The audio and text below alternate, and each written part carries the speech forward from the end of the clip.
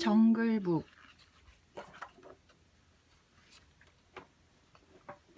달빛이 환한 여름밤이었어요. 엄마 늑대가 동굴 안에서 새끼들에게 젖을 먹이고 있었어요. 그런데 가까운 곳에서 호랑이 시어칸의 울음소리가 들려왔어요.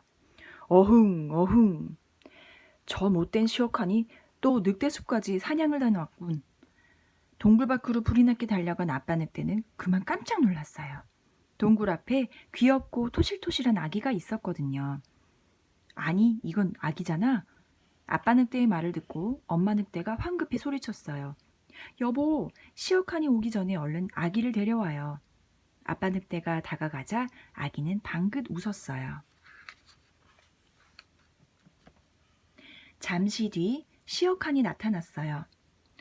약이 잔뜩 오른 시어칸은 동굴을 향해 소리쳤어요. 당장 내 사냥감을 내놓지 못해? 안 돼! 무기를 가지지 않은 사람은 죽이지 않는 게 정글의 법이야. 아빠 늑대도 단호하게 말했죠. 시어칸은 더욱 약이 올라 으르렁거렸어요. 하지만 좁은 동굴 안으로 들어갈 순 없었어요. 두고 보자. 그 아기는 내가 반드시 잡아먹을 테다.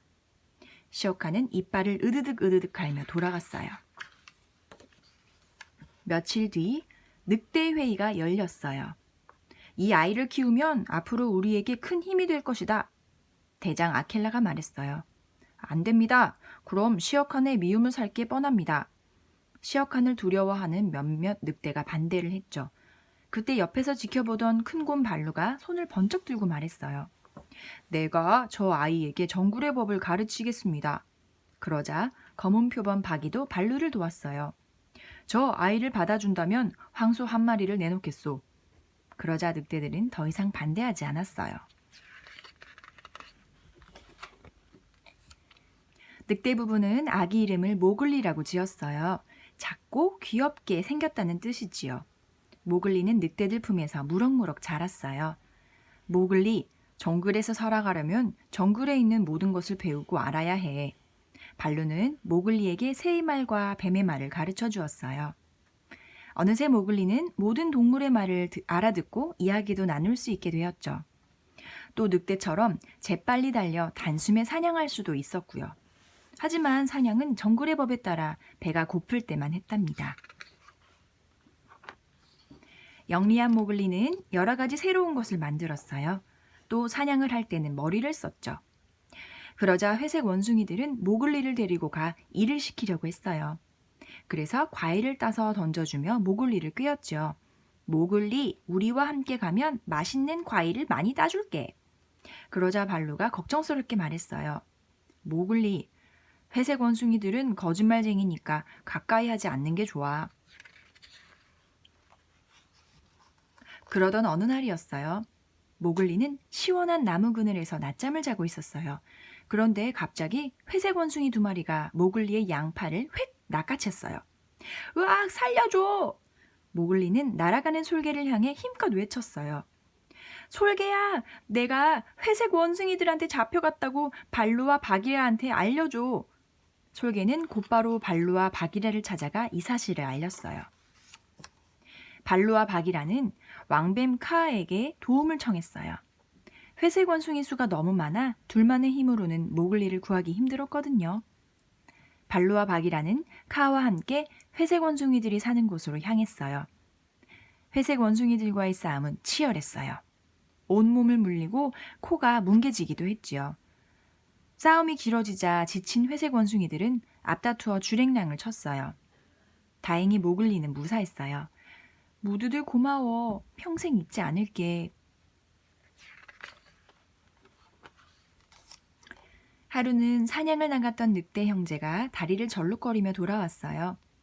늑대 형제의 뒷발을 커다란 가시가 박힌 거예요. 모글리는 조심조심 가시를 뽑아냈어요. 고마워, 모글리. 뭘, 우린 엄마 젖을 함께 먹고 자란 형제잖아. 모글리, 시어칸이 호시탐탐 널 노리는 거 알고 있지? 항상 조심하도록 해. 걱정하지 마. 시어칸은 반드시 내가 물리칠 테니까. 모글리는 주먹을 불끈 쥐었어요. 늑대 대장 아켈라가 늙어 힘이 없어지자 시어칸이 수시로 나타났어요. 늑대들은 몹시 불안했어요. 모글리를 내쫓아야 시어칸의 미움을 사지 않을 거야. 맞아. 인간을 보호하려다 우리가 당하고 말 거야. 늑대들은 모글리를 내쫓아야 한다며 술렁거렸어요. 모글리는 우리와 10년을 함께 살아온 형제다. 위험에 처한 형제를 내쫓을 수는 없다. 아켈라가 소리치자 늑대들은 곧 잠잠해졌어요. 그러나 모글리는 마음이 무거웠어요. 발루는 모글리를 위로하며 말했어요. 모글리, 시어칸은 빨간 꽃을 가장 무서워해.